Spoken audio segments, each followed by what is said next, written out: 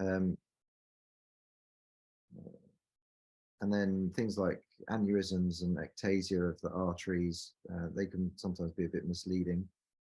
And you don't see them that often, but ectasia is relatively common in the older age groups. And then the diseases of the skull base are the things that you will probably be familiar with. So paragangliomas, cholesterol granulomas, then rarer things like chordomas, chondrosarcomas, and lymphatic sac tumors. Meninges, obviously the meningiomas, the second commonest pathology in the cerebellopontine angle, and then other pathologies like arachnoid cysts and metastases, and then the cranial nerve schwannomas, which again you'll be quite familiar with. Just so that you're vaguely aware, there are some malignant versions of cranial nerve schwannomas, which are called peripheral nerve sheath tumors, and they're very, very rare. So we tend to see them in NF1 and NF2, but very rarely in other circumstances. And then from the ventricles, I wouldn't worry too much about the list from that, because they're predominantly neurosurgical. So in terms of how common things are, so vestibular schwannomas make up about 90% of the pathology in the CPA, and meningiomas make up about 3%, epidermoids 2%, facial schwannomas and other schwannomas probably 1 or 2%, and then there's a whole load of other smaller, rarer pathologies that you might come across that you probably don't need to know too much about. Just to show you what meningiomas look like so that you can differentiate them from vestibular schwannomas. They're kind of a similar signal to vestibular schwannomas, and they can sometimes be quite difficult to differentiate, but they tend to be broad, durally based. So you can see in these two, this one's just covering virtually the whole of the posterior face of the temporal bone. And this one's, although it's kind of centered on the internal rotatory meatus, you can see how it's quite durally based. So that's a meningioma. Epidermoid cysts, they have the same signal characteristics as cholesteatomas. So they're bright on T2, not bright on T1, and they're obviously epidermoid cysts on DWI imaging, which is extremely helpful. And that's very important when you're trying to differentiate epidermoid cysts from arachnoid cysts, which aren't high signal on the DWI imaging. Cholesterol cysts, they're not really CPA pathologies, but they're in the Petrus apex, and they need to be differentiated from by retained secretions within the cells of the Petrus apex. And the difference really between those two are the septations. So in cholesterol cysts, you lose the septations, whereas with retained secretions, you tend to get the normal septations that you see in a well-pneumatized mastoid, but they're just full of fluid. And a lot of these cholesterol cysts, they don't get bigger, and they don't need treatment, although sometimes they need draining. This is an arachnoid cyst, but also an association with a vestibular schwannoma. Just to confuse things, I should really change that slide. But this is the arachnoid cyst at the back, which is very high signal on T2, and it's basically just a CSF filled space and doesn't need any treatment, and they can be discharged following diagnosis. Lipomas are sometimes very difficult to differentiate from vestibular schwannomas, and this is where it's really important to do at least one scan with contrast. Most of the imaging we do of the CPA is non-contrast, but you should do at least one with contrast, and that's to differentiate lipomas and facial schwannomas from vestibular schwannomas. So with lipomas, they're high signal, whether it's a contrast scan or not. So this is a non-contrast scan, and you can see that it's high signal. And when you give contrast, it looks exactly the same. But what differentiates it from a vestibular schwannoma is that when you use fat suppression, the lipoma disappears because it's made of fat. So again, it's really important to do a T1 weighted MR with and without contrast and with fat suppression to differentiate a lipoma. If it's a lipoma, that's a congenital thing. They were born with it, they don't grow, and they can usually be discharged. So it's very important, again, to differentiate because they are managed very differently. Facial schwannomas, they again can be very difficult to differentiate from vestibular schwannomas. Exactly the same imaging characteristics. It's just that sometimes other areas of the facial nerve are enhancing as well. But if there aren't other areas of the facial nerve enhancing, and it's just the CPA or the IAM component, then you just cannot tell. And sometimes we have a nasty surprise when we go in to take out a vestibular schwannoma, and it turns out to be a facial schwannoma. So we always check that the whole tumor is not stimulating when we start the dissection, just to make sure that it's not a facial schwannoma. But you can see here that this is a tumor that's affecting the geniculate ganglion. So this would obviously be a facial schwannoma rather than a vestibular schwannoma. And then other schwannomas are basically differentiated by their anatomical location. So this is a trigeminal schwannoma that's more anterior than you expect for a vestibular schwannoma. And this is a jugular foramen schwannoma, which is again around the jugular bulb. So exactly the same imaging characteristics in terms of contrast enhancement and their signal on T1 and T2 to vestibular schwannomas, but just a different anatomical location. And then jugular paragangliomas. So this is the typical salt and pepper appearance. This one's a big one, just replacing the whole of the temporal bone. And you can see the carotid artery here, which again is intimately related to the tumor.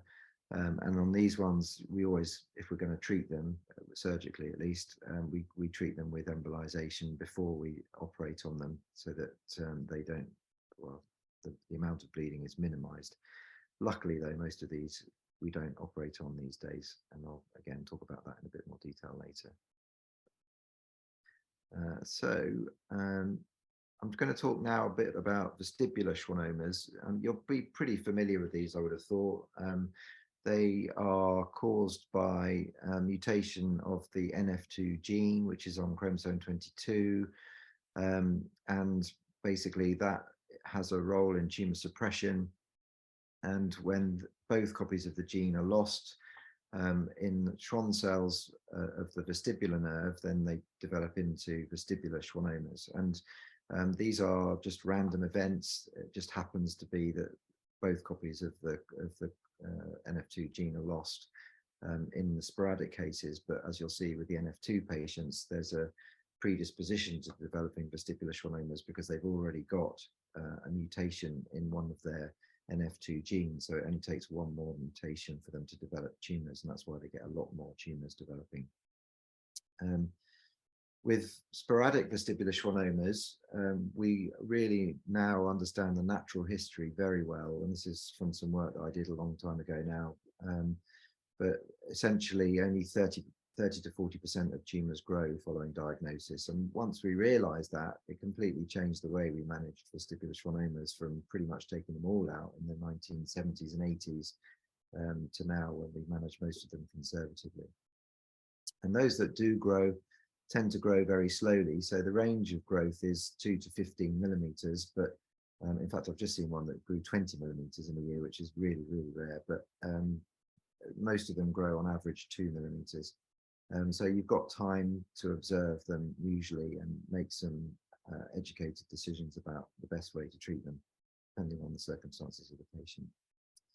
And most of them, if they're going to grow, tend to grow early on. So this is a Kaplan-Meier curve that shows you the point at which they grow in a population of growing tumors. So you can see that the vast majority of the tumors have grown by 3 years.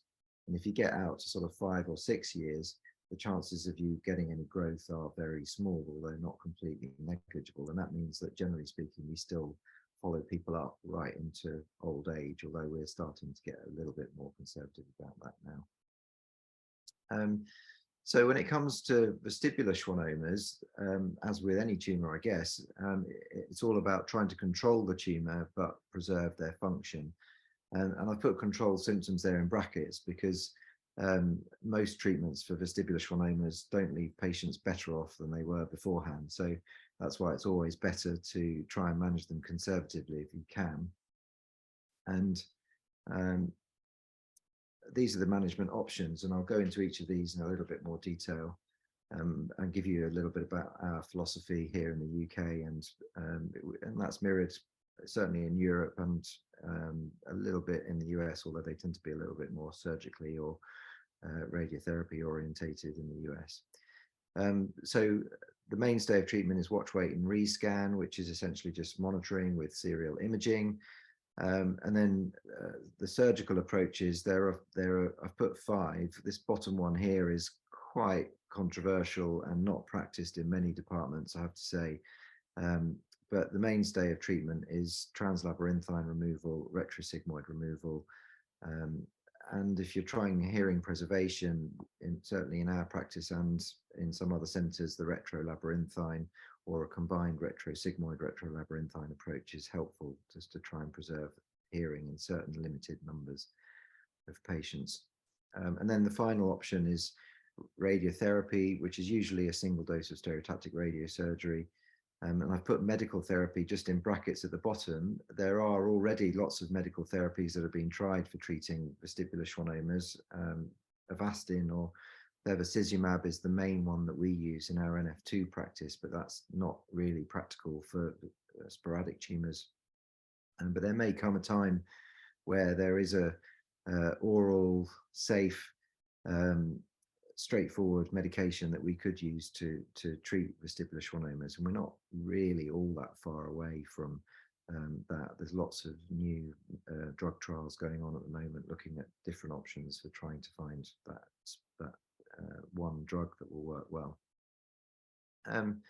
So watch, wait, and rescan was first described in 1985. I mean, that's not really all that long ago. Before then, we were pretty much removing all tumours, but that was the first paper where they looked at the natural history of some tumours and found that quite a significant proportion of them don't grow. So we now adopt a watch and wait policy for as many people as we possibly can, and this is our philosophy in Manchester. It varies a bit from centre to centre, but we scan at 6 months.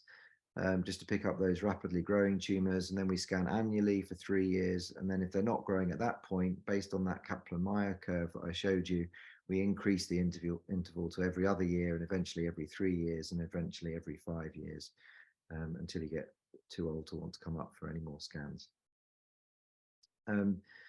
Radiosurgery, as I mentioned, is usually given as a single dose of radiosurgery, and there's several different ways it's given. Gamma knife was the first of the devices to be used. That uses a gamma source for the radiation, and the patients go into a clamp, although there is a new version now that doesn't have a clamp, and that's very accurately targeted and very effective. There are several different LINAC type devices, so linear accelerators. That's what we use here in Manchester. The CyberKnife is just a modified LINAC with a different targeting system, and that's again available in some centres. Birmingham have got a CyberKnife machine, and there's a couple of others as well. And for those tumours that are a little bit bigger, who are uncomfortable to carry out a single dose of radiosurgery, we might fractionate the radiotherapy in the same way that you would for another malignant tumour. And that's just a picture of the isodoses as they decrease away from the tumour, just to try and protect the surrounding tissues.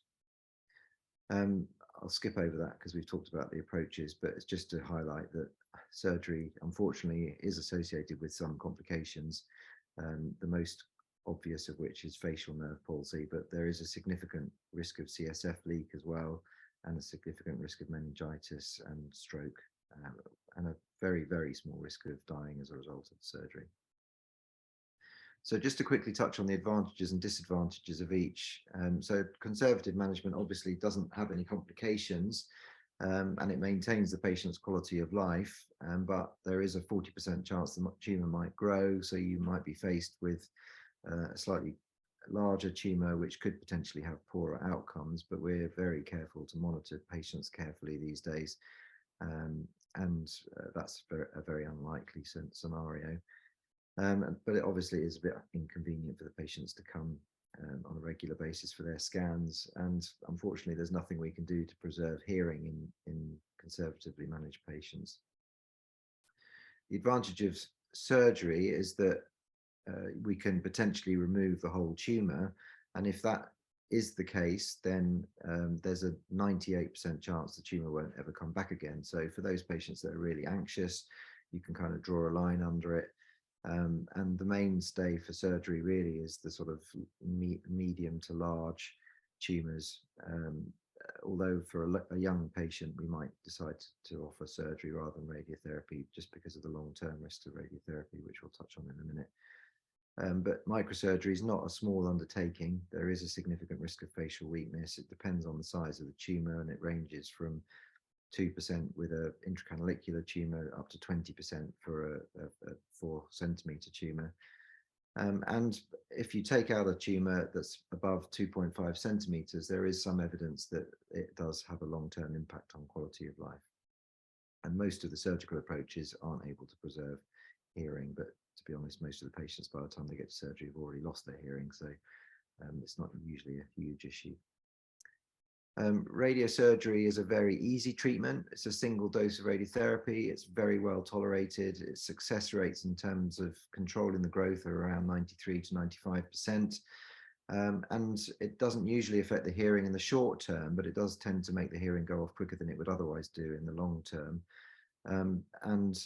There are some longer term risks with radiotherapy. So every decade, there is a less than 1% chance increase of getting a new tumor in the area of the radiotherapy, or converting what was a benign tumor to a malignant tumor.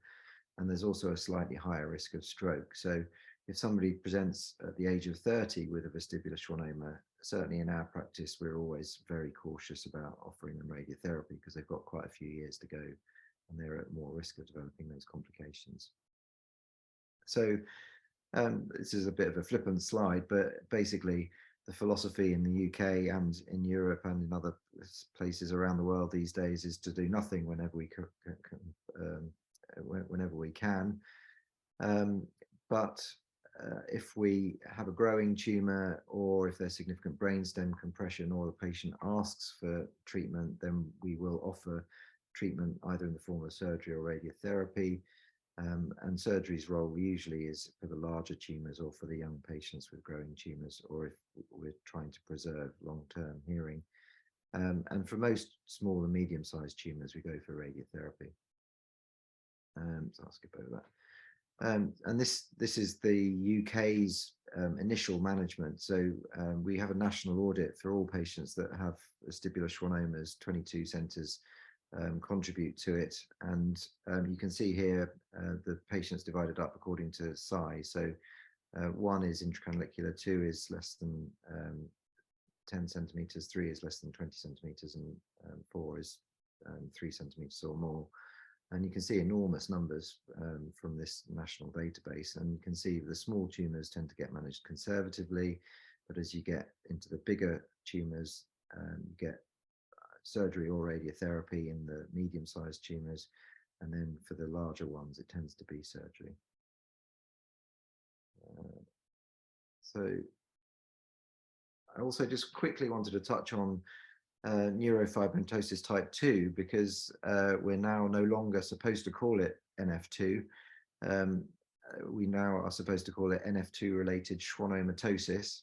And this is a typical example of a patient with NF2 related schwannomatosis. Sorry, nearly called it NF2 then.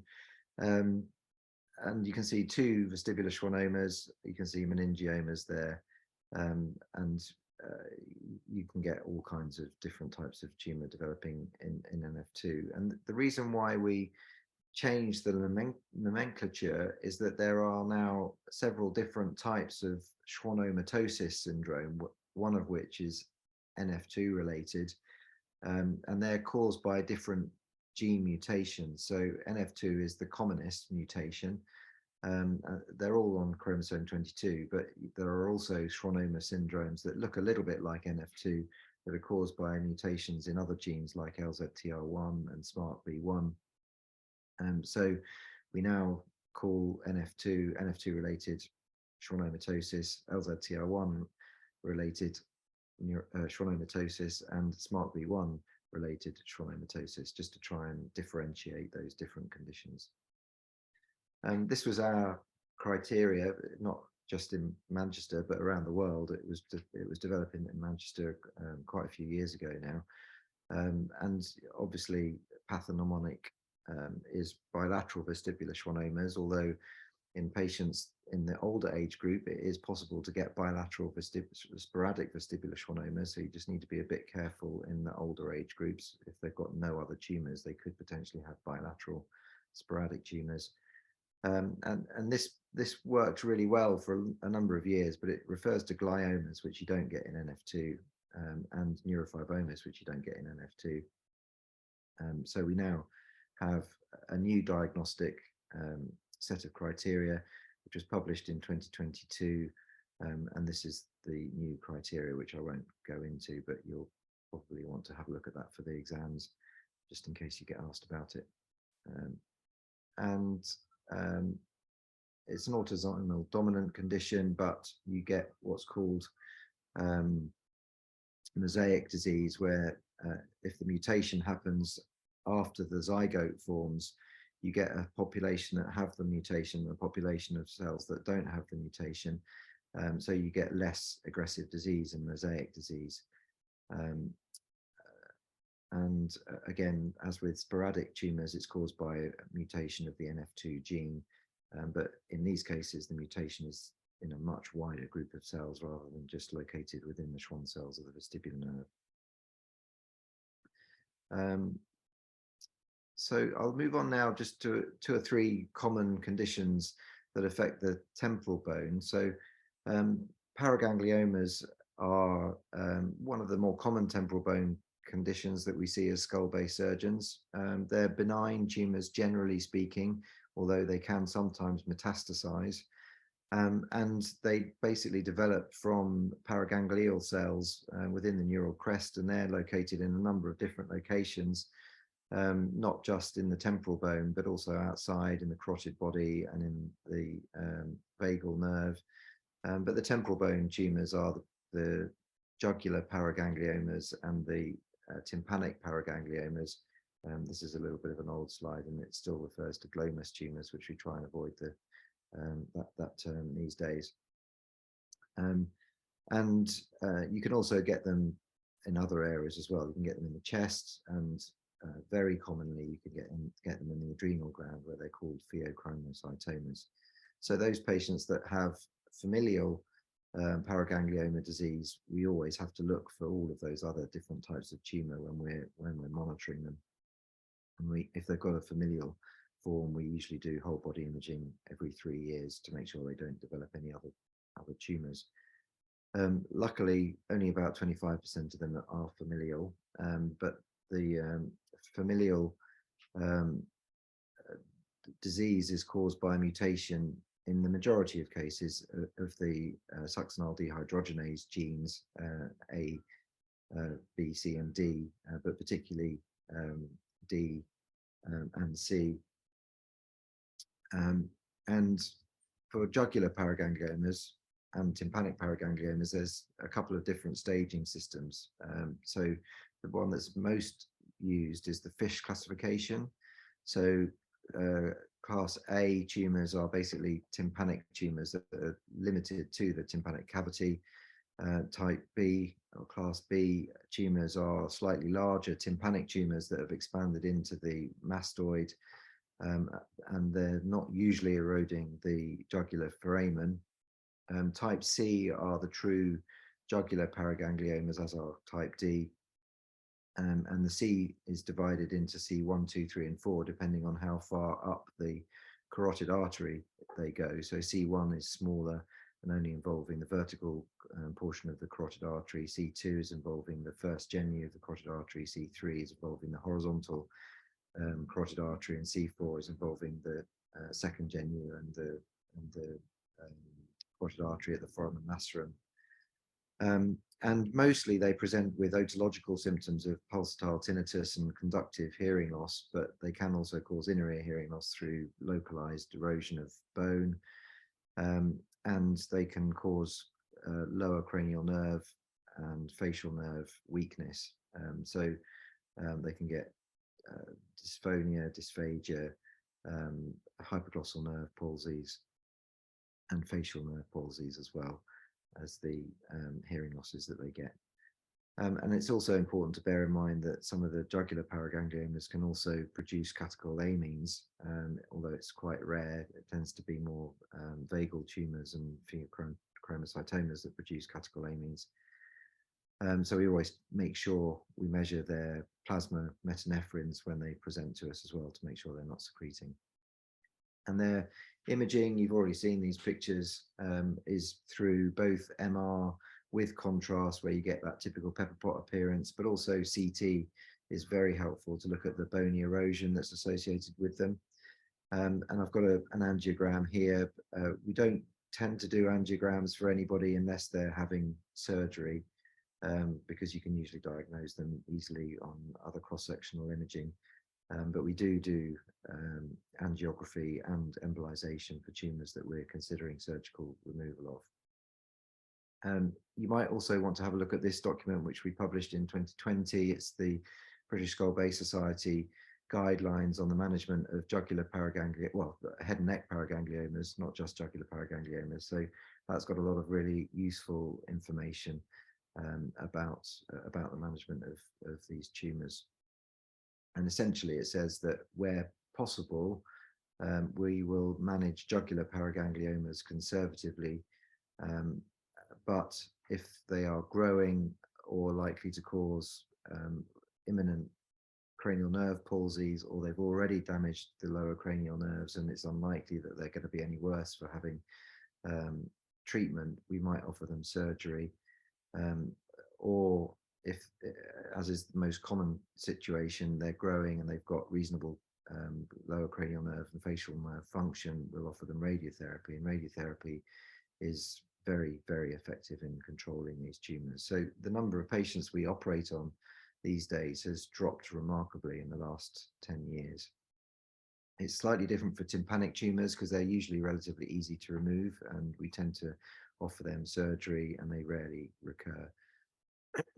So this just shows you a summary from a paper that was published quite a while ago now, but it just shows you why we've switched to radiotherapy rather than surgery for managing paragangliomas. And you can see in terms of tumor control, surgery controls tumors in around 80%, whereas radiotherapy controls tumors in about 90%. The proportion of people that have major complications, i.e. bulbar palsies, facial nerve palsies, that kind of thing, is 30% for surgery and 11% for radiotherapy. So again, tip the balance towards radiotherapy. And the number of cranial nerve palsies after treatment was nearly 1 for surgery, whereas it was 0.08 for radiotherapy. So again, another reason why we tend now to offer radiotherapy rather than surgery for treating paragangliomas unless we have to. And then finally, what I'd like to touch on in the last sort of 5 or 10 minutes is Petrus bone cholesteatomas. So some of you might have seen my lecture a couple of weeks ago to the Scottish trainees, where I spoke in detail about Petrus bone cholesteatomas. I'm not going to go into a lot of detail, but they are basically exactly the same pathology as middle ear cholesteatomas, but they have just extended towards the Petrus apex past the otic capsule. And the vast majority of them are acquired, although some of them can be congenital. And they present in a similar way to middle ear cholesteatomas, but you can also get all the same complications that you get with middle ear cholesteatomas as well. So there's a higher risk of inner ear hearing loss, higher risk of facial weakness, higher risk of dizziness from inner ear erosion, higher risk of other cranial nerve palsies, higher risk of meningitis. And there's also often a history of previous mastoid surgery in these cases.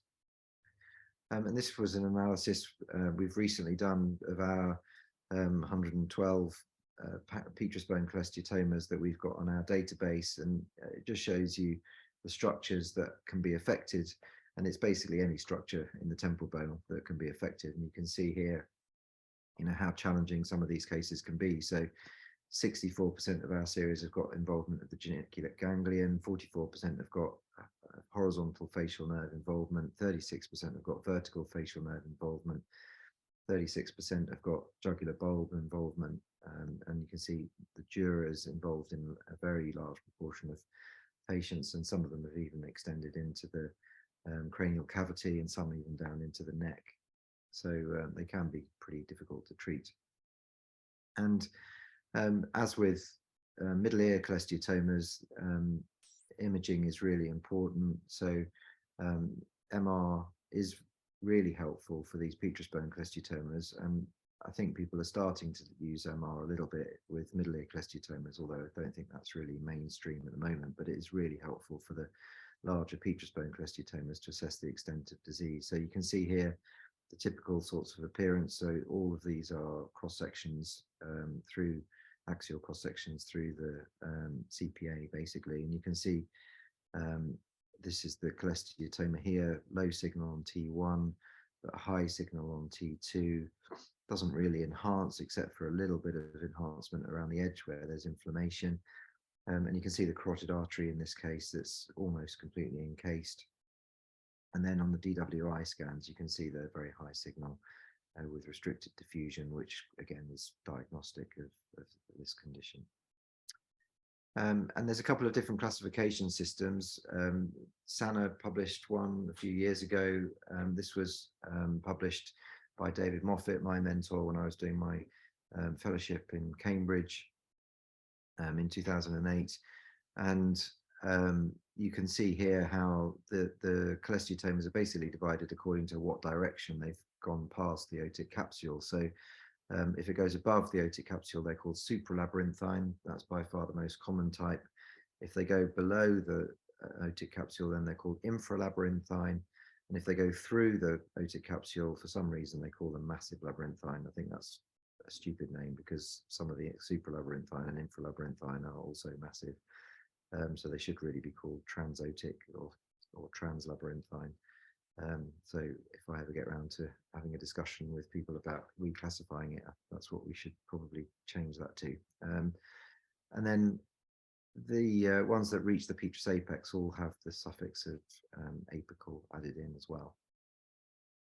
And the treatment is surgical. There's really no way around that. And the way we treat them surgically depends on the extent. Sometimes we're able to preserve the hearing. Quite often we're not. We're almost always able to preserve the facial nerve, at least anatomically and mostly functionally. But some of these patients will already have lost their facial function. And we need to think about certain things that you don't necessarily always think about when you're doing middle ear cholesteatoma work, like what we do about CSF leaks, how we get the matrix off the structures like the dura of the IAM or the adventitia of the internal carotid artery, which can all prove challenging at times. And this is a summary of what we might think about doing for a supralabyrinthine cholesteatoma. So that's one that's gone above the otic capsule. If they've got no hearing, that makes life a lot easier. You can basically just remove the vestibular system, sometimes remove the cochlea as well, and that gives you really good access. Usually we do a lateral temporal bone resection and a blind sac closure on these cases these days, and we get pretty good clearance rates. The recurrence rates are about 30%, which sounds high, but given the extent of the problem, it's actually not too bad when you think about the published literature of combined approach tympanoplasty averages 22%. But if you've got serviceable hearing, we sometimes do try and preserve that if we can, and we might do a transmastoid middle fossa approach. So we use the middle fossa approach to allow us access to the bit that's medial to the otic capsule without the need to remove the otic capsule itself. For the massive ones, by definition, they've lost their inner ear function. So we usually do a translab or transotic approach for those. And for the infralabyrinthine ones, if they've got hearing, we tend to do a subtotal petrosectomy.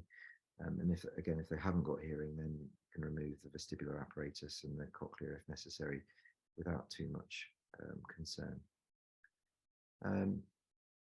So that's all I'm going to talk about.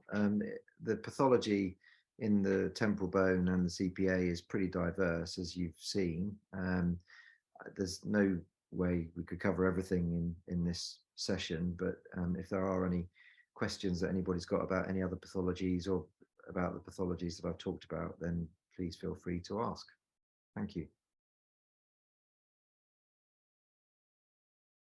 We do have some questions. There are actually a few questions about the use of Avastin.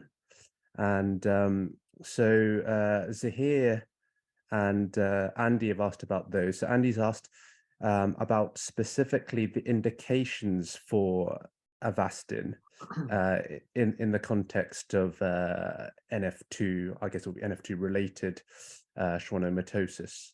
I assume he's talking about size and so on. Yeah, so the main criteria are related to growth rate. We have to see a certain growth rate before we're able to offer it. So it has to have an 80% increase in volume over a 1-year period for them to be eligible to get Avastin. And you know, that does have its problems, because there are some people that have fairly rapidly growing tumors that don't quite meet that criteria. And if that's the case, then we can ask our sister units in Oxford, London or Cambridge for their opinion on whether we should be offering Avastin outside that criteria. Unfortunately, it's a parenteral drug, so it's given usually every fortnight or every 3 weeks, but it can be every 4 weeks depending on the dose we give.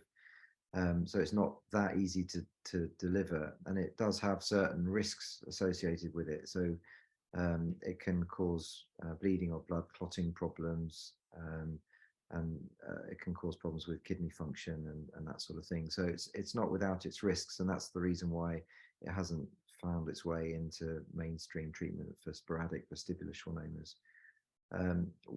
There are various other drugs that people have tried, but unfortunately none of them have been really effective, and some of them have been fairly toxic. So we haven't found that perfect drug yet, but we're trying. That's great. So Mohammed's asking about hearing loss as a side effect of radiosurgery or radiotherapy, and he's asking, what's the rate of hearing decay with radiosurgery? Do we have any data about how fast they lose their hearing?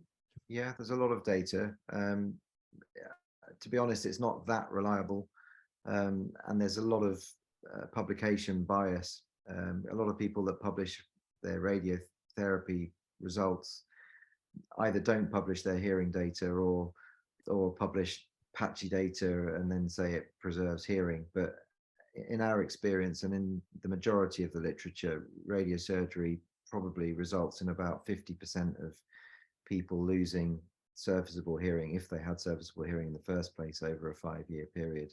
So it's probably quicker than it would otherwise go if you didn't have radiotherapy, although again, that's a slightly controversial statement as well.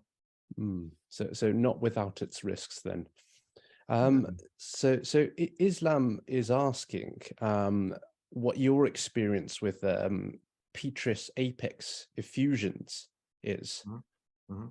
Yeah, so I mean, that's what I kind of alluded to when I was talking about cholesterol granulomas. So Petrus apex effusions are basically well, retained secretions within what would otherwise be a normal mastoid air cell system.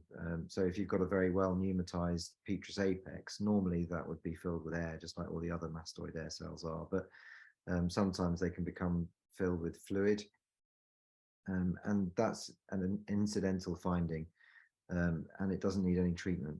So if you are faced with somebody with a Petrus apex abnormality, you need to differentiate the middle or the Petrus apex effusions, if you want to call them that, from the cholesterol granulomas, and that's where the loss of the mastoid air cell system becomes helpful. So if you get that expansile lesion that doesn't have any divisions within it, then that's probably a cholesterol granuloma and not a Petrus apex effusion. That's great. I have one more question. I think we got enough time. One more question. IK, if I may rephrase what he's written, what I think he's trying to get at is in a patient, a young patient who has a paraganglioma, and the decision is made that actually it does need treatment with radiotherapy. What, what do you counsel the patient in terms of radiotherapy related increased risk of malignant transformation? Yeah, I mean, that's a really good question. And it's not really something that we focus on quite so much with the paraganglioma patients. We talk about it a lot with the vestibular schwannoma patients. That we can't really answer that question very well, to be honest. But there is probably an increased risk of malignant transformation over a 20 or 30-year period. There probably is a risk of developing other types of tumor in the radiotherapy field as well. But I can't put a figure on it because there isn't long-term data out there, and it is definitely something that we need to look at. In fact, we've just in the last few weeks have developed a national database to collect national paraganglioma data. So hopefully that will be one of the things that we'll be able to address in the coming years.